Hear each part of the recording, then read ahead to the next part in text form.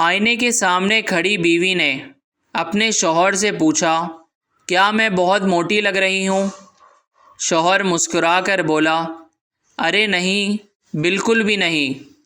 بیوی خوش ہو گئی اور بولی، ٹھیک ہے تو پھر مجھے اٹھا کر فریج تک لے چلو، مجھے آئس کریم کھانی ہے۔ حالات کنٹرول سے باہر ہوتے دیکھ کر شوہر پریشان ہو کر بولا، بیگم تم یہیں رکو، میں فریج اٹھا کر لے آتا ہوں۔ ایک کنجوس آدمی اپنی بائیں آنکھ پر ہاتھ رکھ کر جا رہا تھا۔ ایک آدمی نے پوچھا، آنکھ کو کیا ہوا ہے بھائی؟